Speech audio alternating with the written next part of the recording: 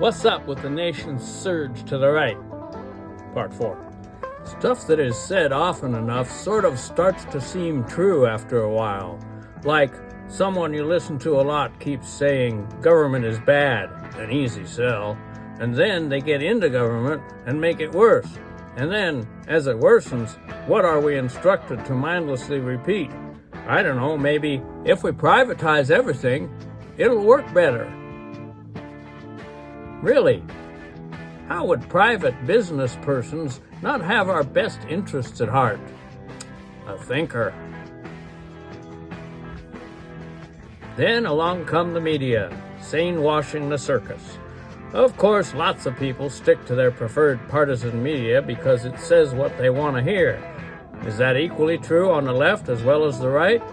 Sure, but there are different advantages, like on the left, solidarity, internationalism, smiling on their brother, raising up their sister, and on the right, never underestimate fear and hate. They don't want home health care for seniors, they want hate for Haitians. They'd rather have tax cuts for the rich than have school lunches for the richly varied children of the previously great nation that will be great again once they've starved all the children that aren't theirs. People become dangerous when their selfishness and ideological rigidity blinds them to the suffering of others. In other words, President Daddy's Home promises and guarantees and will enforce that you'll never have to think about others again.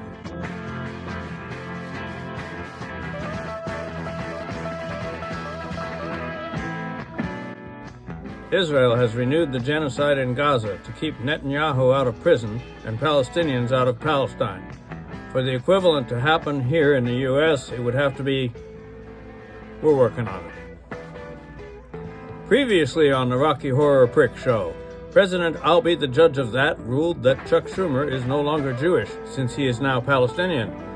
This ignores the existence of Palestinian Jews, also Schumer's support of genocide against Palestinians, also the right of people to decide their own religion free from the dictates of dictators, and even more also, the illegality of 2-year-olds being president or king of anything. Yemen's Houthi military launched attacks in defense of Palestinians' alleged right to eat. Terrorist-in-chief the Don launched counterattacks, saying people will eat when he has finished his dinner. Hundreds of weather workers fired from their federal jobs predicting storms say they would have predicted the storms that just killed 40 Americans. Chief Dick the Don's response cannot be voiced out loud on this channel. The contention by the weather researchers that their studies show increased carbon dioxide contributing to worsening storms has been debunked by an array of sort of scientists who preferred not to be named, even though many of them are already in their late 40s. Mass deportation, 3 problems with. It won't work, it'll backfire, and worst of all, it's not cheap. Companies that lose their workers will shut down. 1.5 million construction workers are immigrants. They build your house and do less crime than citizens. I don't care what the judges think, I don't care what the left thinks, we're coming. Without them, there'll be no housing, childcare, or restaurants. In New York, the city and state will lose $3 billion in taxes. But if we just call them monsters and make up some numbers, maybe nobody will notice.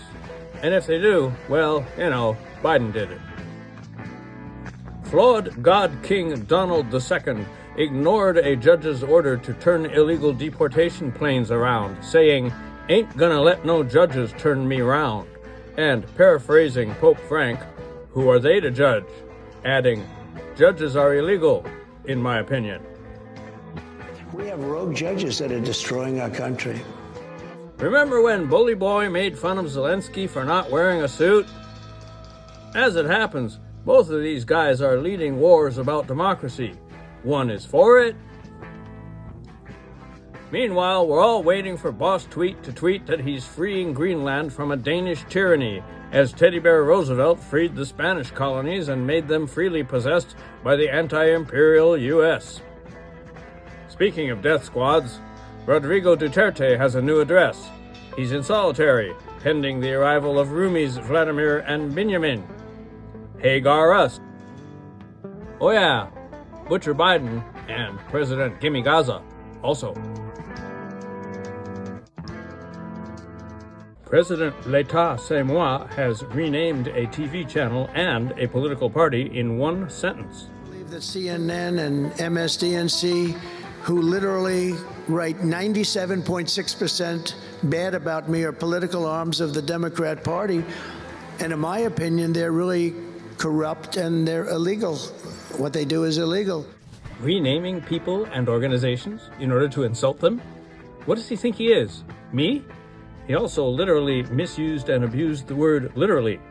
This word does not apply to invented statistics, according to the illegal organization Associated Press. He cannot be impeached for this, however, because the impeachment piece of paper is full. The Lion King is cutting funds to universities to get them to stop allowing education. Soon, we won't have to know stuff anymore, as our knowing will be done for us by Siri and their googly AI friends, who will be able to guide us to courses for skill sets we'll need in the new economy, such as fleeing the country.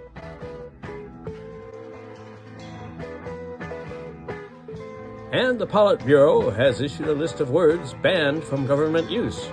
Enjoy!